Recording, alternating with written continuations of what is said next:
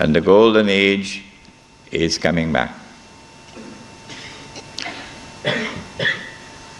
In the same 1919, when the Ottoman Empire is collapsing and it is losing all its non-Turkish possessions, all the Arab parts of the Ottoman Empire are falling away, the Greek army now invades the Turkish mainland, Anatolia. And the Turkish people now have a tremendous fright in their hearts because the Greeks hate them with a PhD in hatred. So Britain now has to create a Turkish general who would appear to the Turkish people as a savior who has come down from the heavens with his hands resting on the wings of angels to save the Turkish people. And so at a place called Gallipoli, a man named Mustafa Kemal inflicts a defeat on the ruling state in the world, Britain, and immediately climbs the ladder to become the hero of all heroes in Turkish history. Very convenient, isn't it? Mustafa Kemal now takes over. He is in fact de facto ruler over the Ottoman Empire, and the Khalifa is just a piece of furniture. In 1920, I think, or 21, there was a big treaty, negotiations in Versailles, and from this emerged now the Turkish Republic, which replaces the Ottoman Islamic State.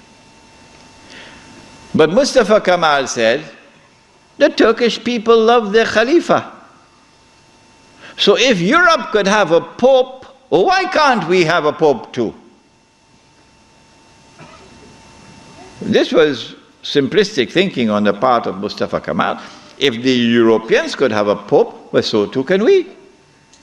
So the new Turkish government of Mustafa Kemal decided to take the Khilafah and remove from it all political authority and make the Khalifa the equivalent of the Pope. This was 1922. And things were going fine for him. Turkish people were happy. Khilafah is still there. And the leadership of the revolution in Turkey were very happy because we have a secular state now, modeled after the European state. But in 1924, on the 3rd of March, suddenly Britain demanded, of course, this is secret, they wouldn't reveal it, Britain demanded of Mustafa Kemal that he must abolish the Khilafah. The demand came from Britain. And on the 3rd of March 1924, the Turkish Republic abolished the Khilafah.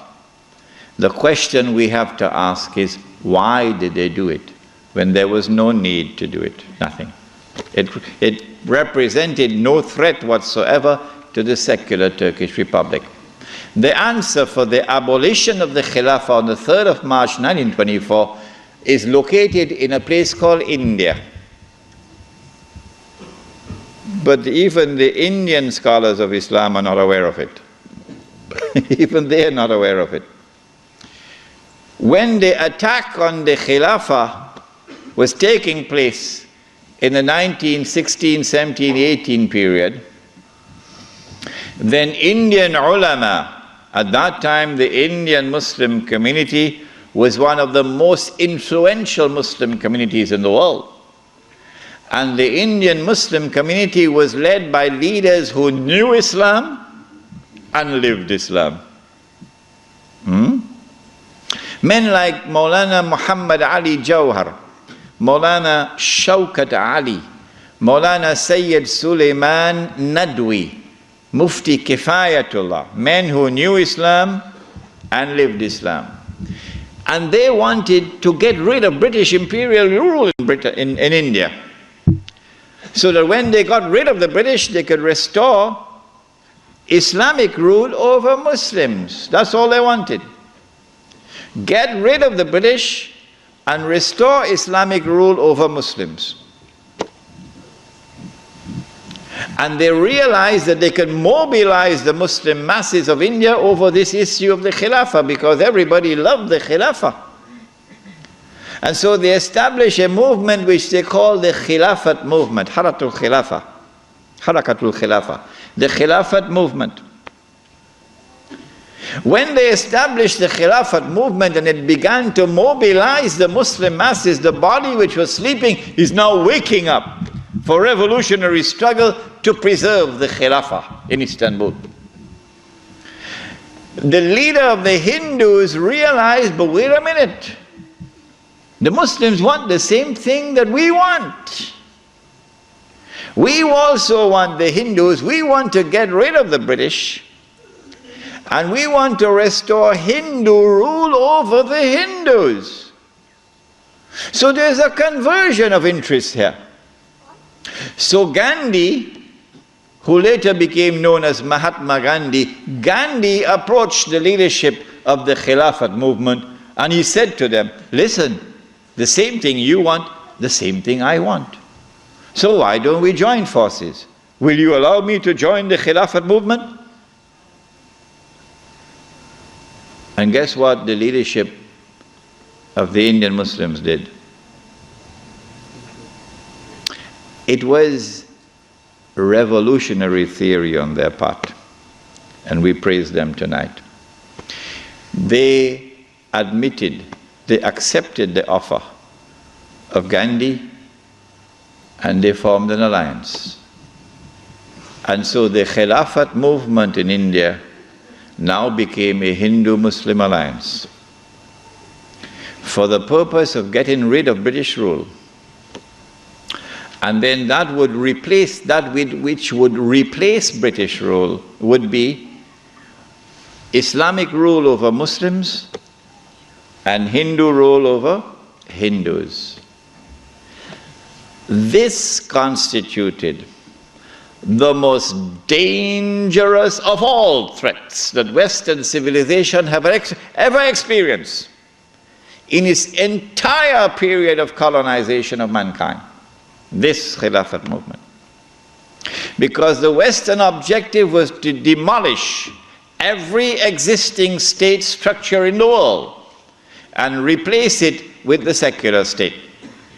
So that eventually the secular state could be brought under the umbrella of a League of Nations and eventually a United Nations, and this would be political globalization at work.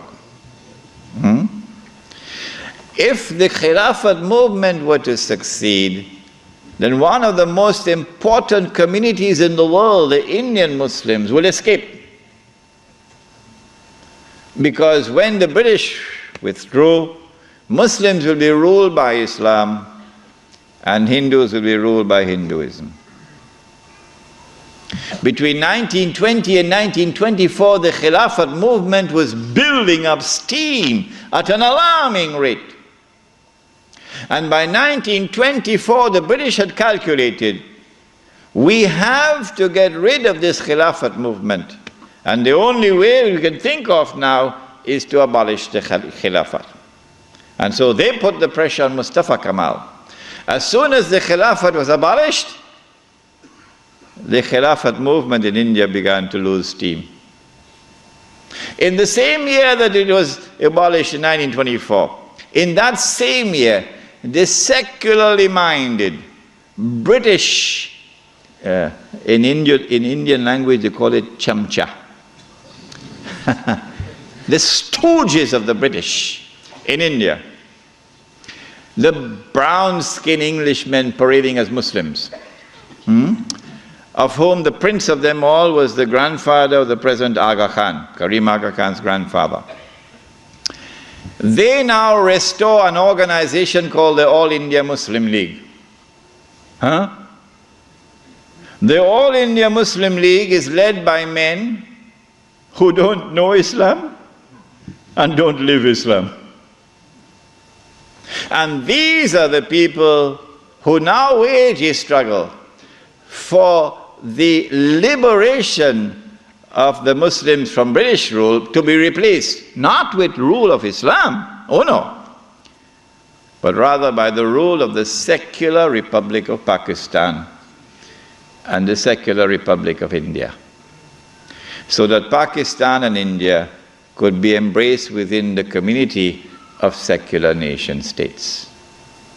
But of course you had to put a little red herring to fool the people. So you have to make it appear as though Pakistan is going to emerge as an Islamic state, but that's just dust in their eyes, to fool those who see with only one eye. And so in 1924, on the 3rd of March, the Caliphate was abolished. When the Caliphate was abolished, Sharif al-Hussein realized that he was in grave danger now. So long as there was a Khalifa in Istanbul, the British needed him. But now that the Caliphate was destroyed, abolished, Sharif al-Hussein now realizes the plan. He says, oh my gosh, they're going to send Abdulaziz ibn Saud to cut my throat now. In exactly the same way that Abdullah of Jordan is now realizing, as soon as Bush attacks Iraq, that is the end of me. So Sharif al-Hussein decides 4 days later, on the 7th of March 1924, to claim the Khilafah for himself. But when you're a client state of Britain, you can't do that. You have to first apply to the British government for permission to become the Khalifa. He didn't do that. As soon as Sharif al-Hussein claimed the Khilafat for himself on the 7th of March 1924, you're going to get all of this information in that book which is outside, the Caliphate, the Hijaz, and the Saudi Wahhabi nation state. As soon as he did that, Britain gave the green light to Abdulaziz. Attack. Within 6 months, the Saudi army of Abdulaziz ibn Saud conquered Mecca. And Abdulaziz and Sharif Hussein packed his suitcase and off he went. British took him away. This one the Americans will take out of Jordan. And so Abdulaziz ibn Saud is now in control of Mecca and eventually Medina. It's a Saudi Wahhabi alliance. Does he claim the Khilafah for himself now? No. What he does is, as soon as he enters Mecca, in 1924, October, Abdulaziz ibn Saud makes a proclamation, and they're going to hate me for revealing this to you, because nobody remembers it now. The proclamation which he makes is that this land belongs to the entire Ummah. This land belongs to the entire Ummah.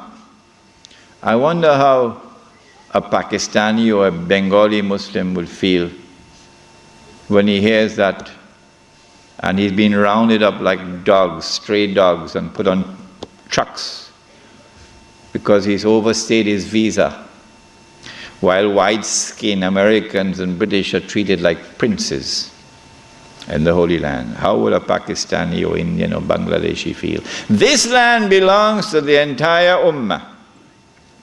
And it is for the Ummah, not for Abdulaziz ibn Saud, for the Ummah to establish the government which will rule over this land. That is his proclamation in 1924. But in cricket it's called playing for time. He did this because in April of 1924, Al-Azhar University had responded to the Turkish abolition of the Khilafah. What did they do? Al-Azhar University declared that this was bid'ah and haram to abolish the Khilafah. And therefore we must respond to it. And the response of Al-Azhar is that we must have a mu'tamar, a conference, which would meet and which would appoint a new Khalifa. As soon as Al-Azhar issued this proclamation, you could see how Britain was trembling. The British government can't digest their food now. They've got to plan some counter strategy to the initiative of Al-Azhar University. The counter strategy is that Egypt is itself not a free country. It may appear free, but Britain really has control over Egypt. So Britain puts pressure on King Fuad, the father of King Farouk. You're too old to hear about, you're too young to know about this.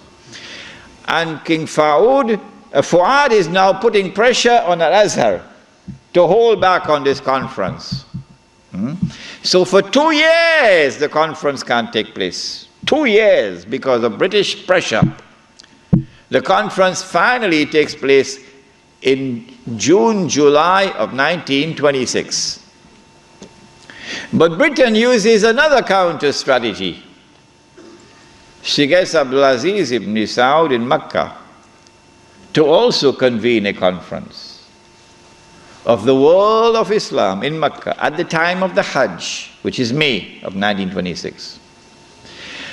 And then Britain and Russia and France and China and all the major powers in Europe all get to work. Massive intervention in the affairs of the world of Islam to ensure that the Cairo conference does not succeed in winning a representative gathering, and that the Mecca conference gets all the Muslims attending it.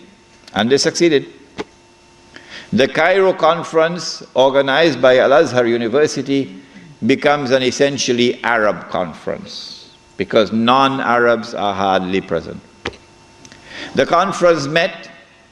The conference decided that the Khilafah was an essential part of the deen, that it was bid'ah and haram to abolish it, that the Khilafah must be restored, but we don't know how to do it. So let's go back home and come back after 1 year. That was the decision. We don't know how to do it. But in Mecca, you had the most successful representation of the entire world of Islam, because Britain really went to work on it. This conference is now convened, but strangely for the Wahhabi movement. Strangely for the Wahhabi movement, which is a religious movement, which declares that it is bringing back the original Islam and removing all the extraneous things which had been added and cutting out all the shirk. So this is the real Islam. Well, then how come you don't even have the subject of the Khilafah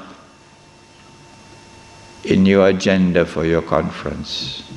We asked the Wahhabi movement, give us an answer. There is no answer. The answer is that the Wahhabi-Saudi alliance is now perpetrating a gigantic, a massive betrayal of Islam in abandoning the Khilafah. And so the conference takes place. But the subject of the Khilafah is not even on the agenda of the conference. Instead, Abdulaziz ibn Saud approaches the conference twice, himself in person. And he asks the conference to recognize him as Al-Malik. That his rule should be recognized over the Hijaz. When the conference had heard His Majesty the King on both occasions, and the conference is now sitting down to discuss the matter, shall we recognize Saudi Wahhabi rule over the Hijaz? The leader of the Indian Muslim delegation jumped up to speak first. He spoke first. His name was Maulana Muhammad Ali Jawhar. He got up and he told the king, get lost. We'll never do that. As soon as the leadership of the Indian Muslim delegation had established its position of rejecting the claim of the Saudi Wahhabi leadership for sovereignty and control over the Hijaz, the rest of the delegates couldn't say, That was the power of a man who knew Islam and lived Islam. And so the conference ended without giving to the Saudi Wahhabi rule over the Hijaz recognition. They decided that they'll meet every year, but that was the last time they ever met. This then was the response of the world of Islam to the abolition of the Khilafah. In 1930, I think, or 31, Hajj Imran Hosein in Jerusalem felt that the ominous advance of the Jews in the Holy Land required a response from the world of Islam.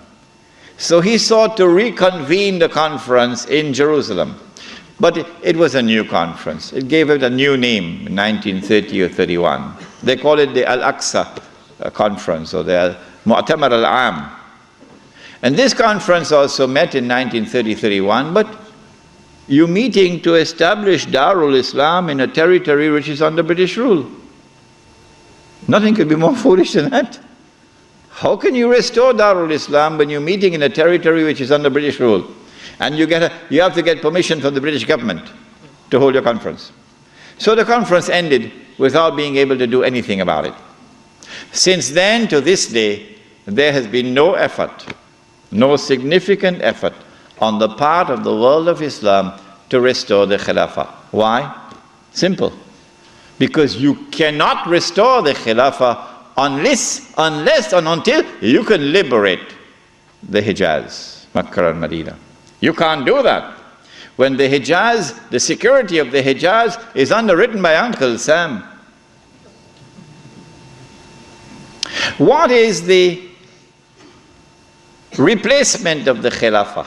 Around the world, beginning with the secular Republic of Turkey, and then an Iran which resembles a Shia republic but essentially is a secular republic, and then the secular Republic of Pakistan, which of course has now become the American Republic of Pakistan. And then in 1933, the Republic of Saudi Arabia, but they're parading as a monarchy.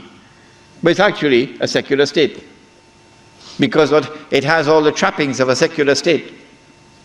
A secular state has territorial sovereignty.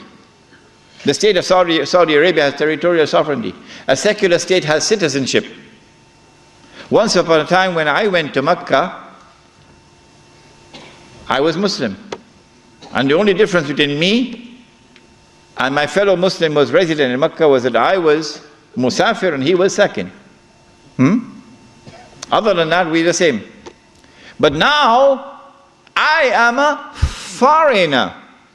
If this is not bid'ah, I should change my name.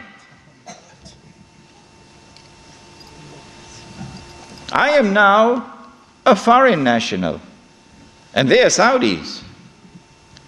And all the oil that Dajjal discovered underneath the soil belongs to them. They own it. So what about Abdulaziz ibn Saud's proclamation that this entire land belongs to the world of Islam? That's forgotten. That's why they hate me for reminding you of these things. The entire world is now embraced, the entire world of Islam is now embraced by the modern secular state.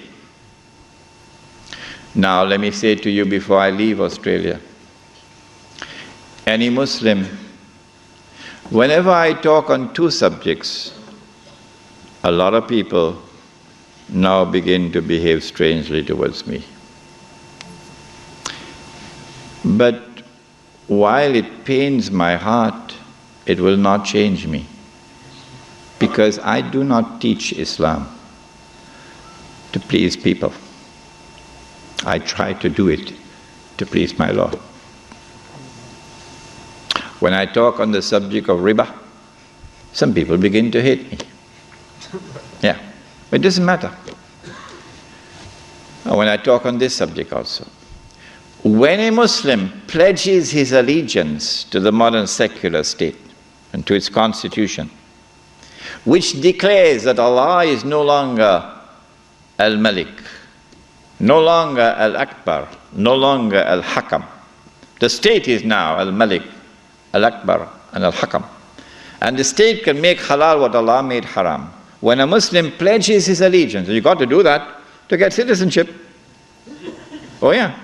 Can't get a US passport without pledging allegiance. When you do that, you commit shirk. If you don't believe me, no problem, no problem. When you reach the grave, then you will see. When a Muslim goes and votes in the elections to constitute the government which will preside over this shirk, you enter into shirk. But if you don't believe me and you want to go and vote in the elections, I am not stopping you. So don't let there be any bad blood between us. I'm not stopping you. But when you enter in the grave and you find that you've entered into shirk, do not plead ignorance, that's all. Stand up like a man and take it on that day. This is now the universal shirk that the Prophet ﷺ had prophesied. He said the time would come when shirk will be everywhere, be so difficult to recognize it. However, as difficult as it would be to recognize a black ant on a black stone on a dark night. So if you did not recognize it before this lecture, don't be surprised, but now you know. This universal secular state is now used to embrace all of mankind, including the world of Islam, in political globalization. So that eventually you have one government over all of mankind. Eventually the Jews will now rule the world using that structure. That's about to happen. We already made significant progress towards that day. When you read this book, Jerusalem in the Qur'an, which I believe is the first and only book on the subject, because you couldn't write this book before 1948. Nobody could write it before 1948. Not in 1400 years of this history. In fact, it was difficult to write this book in 1948. It's easy to write it now, but difficult to write it at that time. When you read this book, then you'll understand why it is, I say, that we are now located at that moment in time when one ruling state is about to give way to another, that the state of Israel is about to replace the United States as the ruling state in the world. When Israel takes over from the United States with that big war which is about to take place, and the American economy collapses and the US dollar collapses and all the paper money in the world collapses, and this is going to be my lecture next Wednesday, inshallah, on Islam and the international monetary system, please come to it. Then we see that transfer of power. Israel takes control of the oil, for example, of the Middle East. When Israel becomes the ruling state in the world, then the Jews will say, the golden age has come again. The prophecy is being fulfilled. But they're being deceived in the grandest and most magnificent deception mankind has ever witnessed. No, this is not the golden age. You have been deceived by Al-Masih ad-Dajjal. Israel will rule the world for a day which is like a week. If you disagree with me, you say, we never heard this before. Our sheikhs who taught us Islam, they never talked about this, so you must be wrong. My response is wait and see. That's all. I don't have to say anything more than that. How long will a day which is like a week last? How long? How long will Israel rule the world? And what will be our predicament during that time? This is what I spoke about last night. You cannot establish Islam at the macro level, so go ahead and establish at the micro level. The jihad is already in force to liberate the Holy Land. No one can stop that jihad. No one can stop it. The jihad is already in force to liberate the territory from where the army will come, from Khorasan. No one can stop that jihad. When you see that army coming from Khorasan, the Prophet said, go and join that army, even if you have to crawl over ice. Because no one will be able to stop that army until it reaches Jerusalem. When a day which is like a week has come to an end, and we will know that because the water in the Sea of Galilee would have dried up. That that is the time when these events are now going to take place. The advent of Imam al-Mahdi, Dajjal appearing in a day which is like our day, so we'll see him as a Jew, etc., and the Son of Mary coming down. There are some of you who have become a bit uncomfortable with my statement that I said it would be perhaps within the next 50 years. And I went on to say, I can be wrong. If this statement is uncomfortable to you, I can make another statement which means exactly the same thing. Exactly the same thing. I can say that I expect the Sea of Galilee to dry up in about 50 years. I hope you'd have no objections to that. Huh? But it's the same thing. Because it is when the water in the Sea of Galilee dries up that the Son of Mary will come back down. Go and read your Sahih Muslim. It is at that time, and go and notice the water level in the Sea of Galilee now. It is lower than it has ever been before in history, and Lebanon is about to take water out of the river. What's the name of the river? Litany? Huh? Whatever is the name of the river. Lebanon is about to take water out of that river, and Israel is saying, if you do that, we're going to wage war against you. Why? Because that water runs into the Sea of Galilee. Yes. And so the hadith of the Prophet Muhammad ﷺ is now moving to center stage. If I say 50 years, and if I say I can be wrong, at least I'm giving you a wake-up call. A wake-up call that you're living in the age of the countdown. So don't be fighting each other over chicken feed. That's what you're doing. In South Africa in particular, the ulama fighting with each other. Sectarian conflicts over chicken feed. While this hugely important subject is so far away from them, it is unbelievable.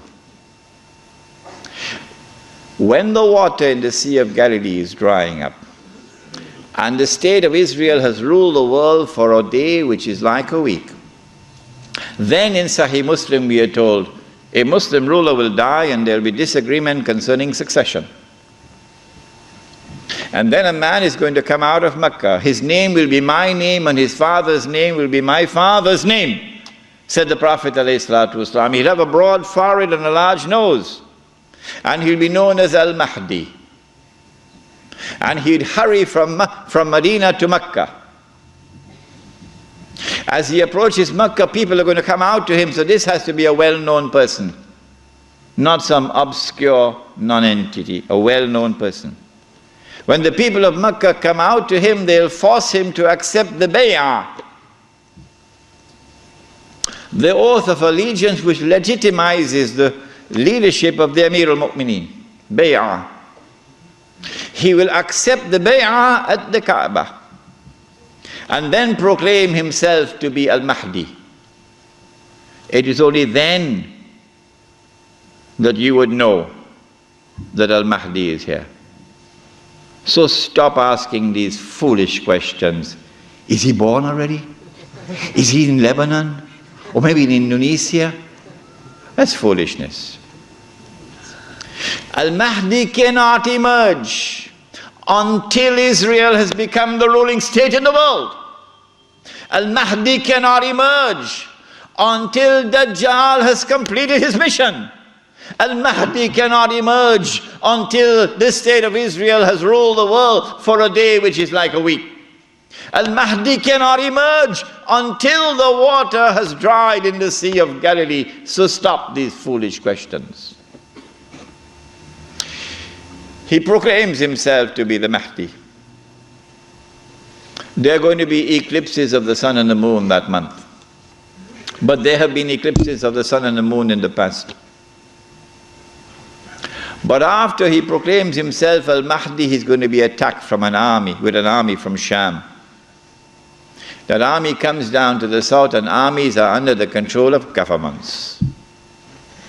And when that army is between Medina and Mecca going down south, the earth is going to open and swallow that army. That is the sign of all signs.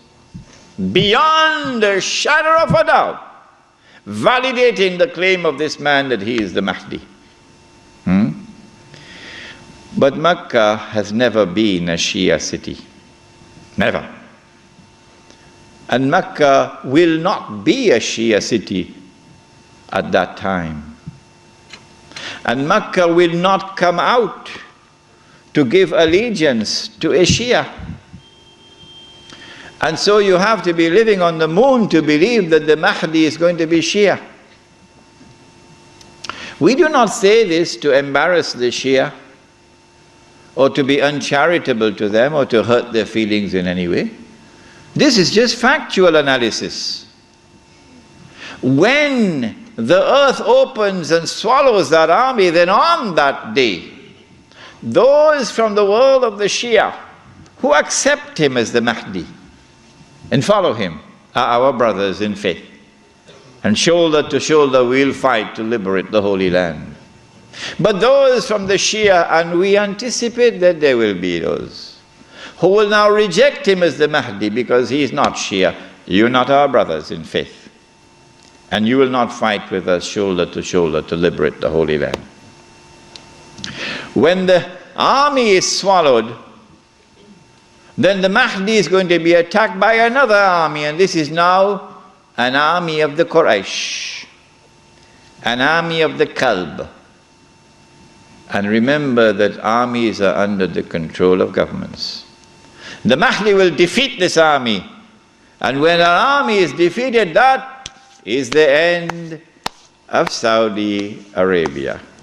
Goodbye to bad rubbish. Goodbye to bad rubbish. Let it be recorded in my book tonight. Let it be recorded in your book tonight. Goodbye to bad rubbish. The most monstrous betrayal of Islam ever committed in history, committed by those who control that state. Now Darul Islam is restored. Yeah, this is Islam, not that. And let it be clear that there are so many Salafi Muslims in Saudi Arabia, in prison, because they too are struggling for the same thing that I am struggling, to liberate that land. Let it be clear that there's a man like Sheikh Safar al-Hawali, who is at the forefront, intellectually, spiritually, and theoretically, at the forefront. I benefited from his thought. And so do not remain with this sectarian conflict and describe that masjid, Salafi masjid, this one Sunni masjid, this one Indonesian masjid, that one Malay masjid. I thought the masjid was the house of Allah. Has it changed?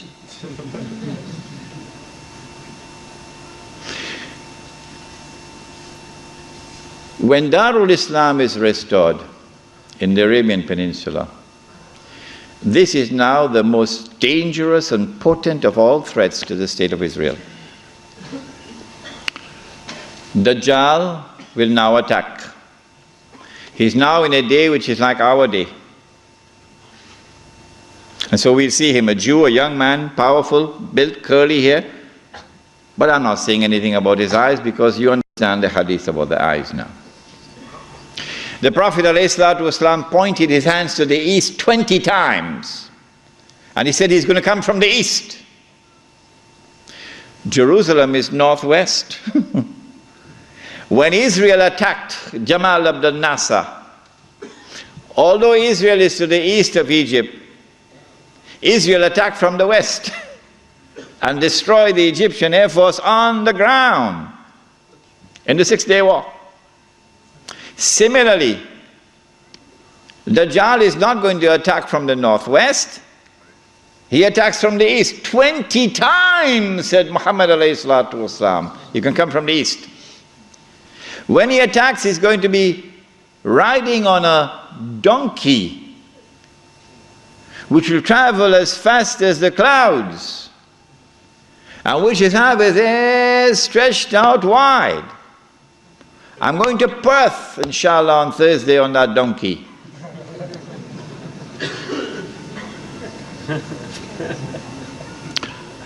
And so we're talking about fighter aircraft. And east of Medina and Mecca is the Saudi Air Force Base, which is now also an American Air Force Base in Dhahran. As they attack Mecca and Medina, the angels defend Mecca and Medina. This is there in Sahih Muslim. And the attack is diverted to Damascus. And then the confrontation takes place. Dajjal is outside and the Imam is inside the masjid. And now history repeats itself. The Jews are rubbing their hands. We got them now. There's no escape. We got them. We have them in our sights now. As someone else was rubbing his hands, as his army was approaching them, and in front of them was the sea, and behind them is the army, and they're rubbing their hands. We got them now. Who was he? Fir'aun. And so history repeats itself. But at the last moment, Allah subhanahu wa ta'ala says to Musa alayhi salam, take your rod and strike the water. And then the divine intervention took place, the miracle. And the believers were saved. وَإِذْ فَرَقْنَا بِكُمُ الْبَحْرِ فَأَنْجَيْنَاكُمْ وَأَغْرَقْنَا آلَ فِرْعَوْنَ وَأَنْتُمْ تَنْظُرُونَ. Now history repeats itself. As the Jews are rubbing their hands, we've got them now, we've cornered them. At that last moment, history repeats itself.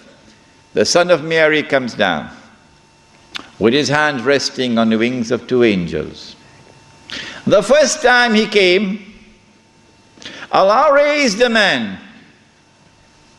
And when the Messiah came, he came in front of that man. And that man said, here he is, this is the man you've been waiting for, this is the Messiah. Who is that man? Yahya alayhi salam. So this is the divine method for positive identification. But Ibn Khaldun, may Allah bless him and have mercy on his soul, that great scholar, we are not fit to clean his shoes. Ibn Khaldun did not understand this. And Muhammad Iqbal, that great scholar, we are not fit to clean his shoes. But Muhammad Iqbal did not understand this. And so many other scholars have not understood it. And they rejected all the ahadith on Mahdi as fabricated. Ibn Khaldun did it and everybody else followed him. But now history repeats itself. The divine method of positive identification is repeated. As the son of Mary comes down in the masjid, Imam al-Mahdi says, here he is, this is the son of Mary. And history repeats itself. May Allah forgive Ibn Khaldun. And then the son of Mary responds and identifies himself. Imam asks him, you lead the salat. He says, no, you are the Imam, you lead. After the salat, then the confrontation takes place between the false Messiah and the true Messiah. And the false Messiah is killed. And then Gog and Magog are destroyed. The Sea of Galilee is dry. And after Gog and Magog are destroyed and Dajjal is killed, now the state of Israel is without any support. Now it's going to be a level battlefield. A level battlefield. I may be wrong, but I suspect that there's going to be a massive collapse of the world of modern technology. I suspect that. And so horses are now going to be used once again. Yeah. The army now comes out of Khorasan, and that army attacks and destroys the state of Israel. The first time it was a Babylonian army. The second time it was a Roman army. And after the Roman army destroyed them and threw them out of the land, Allah said, وَإِنْ عُدْتُمْ عُدْنَا وَإِنْ عُدْتُمْ عُدْنَا. If you return with your fasad, we will return with our punishment. They return with their fasad. It's happening now before your eyes. And so Allah returns with His punishment. وَإِنْ عُدْتُمْ عُدْنَا. And so now the Muslim army destroys the state of Israel. It is at this time that the Prophet said, alayhi salatu wasalam, the hadith in Sahih Bukhari, Sahih Muslim, you will know who is the true leader amongst the Muslims today, because he'll not be afraid to quote this hadith. And you will know those who betray Islam, because they will never quote this hadith. Never. They'll lose their jobs. لَتُقَاتِلُنَّ الْيَهُودِ وَلَتَقْتُلُنَّهُمْ حَتَّى يَقُولُ الْحَجَرُ يَا مُسْلِمْ هَذَا يَهُودِيٌّ وَرَائِي فَتَعَالَ فَاقْتُلْ. If you're 17 years of age tonight, this is music in your heart. Yeah. If the beard is grey, well, things are not the same anymore. You will most certainly fight the Jews. And you will most certainly kill them. And at that time the stones will speak. Muslim, there's a Jew hiding behind me. Come and kill him. And so the Holy Land is liberated. This ends the subject of Imam al-Mahdi and the return of the Khilafah. What happens after that we'll pick up in our subject on Jerusalem in the Qur'an, which will be on Monday night.